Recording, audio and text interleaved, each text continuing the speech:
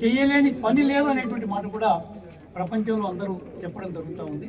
అందుకని ఈ artificial intelligence కానీ, డ్రోన్ టెక్నాలజీ కానీ, ఇంకా ఏ అధునాతనమైనటువంటి టెక్నాలజీ కానీ మనము మానవాళి మనుగడకు మంచికే మనం ఉపయోగించాలి, చెడుకు ఉపయోగించదనేటువంటి మాట కూడా మీతో మనకిస్తున్నారు.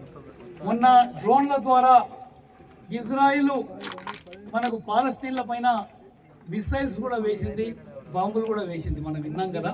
మరి డ్రోన్ దానికి వాడడం మంచిదా చెడు? అందుకని డ్రోన్లను మంచికే వాడదాం, చెడుకు మాత్రం వాడొద్దు అనేటువంటి మాట. అదే మరి రష్యా కూడా ఇలా ఉక్రెయిన్ పైన డ్రోన్ ద్వారా వాళ్ళు టార్గెటెడ్ భవనాల్ని, టార్గెటెడ్ మనుషుల్ని వాళ్ళు చంపడం జరుగుతూ ఉంది అనేటువంటి మాట కూడా నేను మనం చేస్తున్నాను.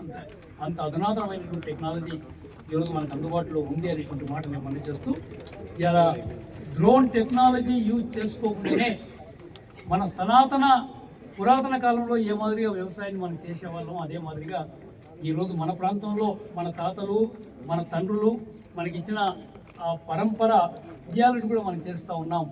ఈ సంవత్సరం ఇప్పుడే మన గౌరవ శాసనసభ్యులు మత్స్య రెడ్డి గారు చెప్పినట్టుగా ఈ దేశంలో 29 రాష్ట్రాలు ఉంటే అతి చిన్న వయసు ఉండేటువంటి రాష్ట్రం తెలంగాణ, 29వ రాష్ట్రం. ఇలా దేశంలో ఉండే అన్ని రాష్ట్రాల కన్నా అత్యధిక ధాన్యం ఉత్పత్తి ఈ సంవత్సరం తెలంగాణ చేయడం జరిగిందనేటువంటి మాట కూడా నేను మనం చేస్తున్నాను.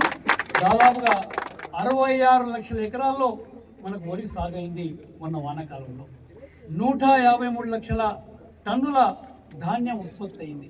ఎప్పుడు కూడా కాలేంత ధాన్యం ఎప్పుడు కూడా. అదే మాదిరిగా 53 లక్షల ధాన్యాన్ని ఇలా ప్రభుత్వమే మహిళా సంఘాల ద్వారా కానీ, సింగిల్ విండోల ద్వారా కానీ సేకరించడం జరిగింది. దాదాపుగా 11,000 కోట్ల రూపాయలు రైతుల ఖాతాలలో ప్రభుత్వం వేయడం జరిగిందనేటువంటి మాట కూడా నేను సవినీయంగా మనం చేస్తున్నాను. అదే మాదిరిగా పత్తి, అదే మాదిరిగా మిగతా చిరుధాన్యాలు, అదే మాదిరిగా మిగతా ఏ పంట ఉన్నా సరే ఇవాళ తెలంగాణలో మంచి పంటలు పండుతున్నాయి. ఎందుకంటే ఈ సంవత్సరం వానాకాలం మనకు చాలా బాగుంది.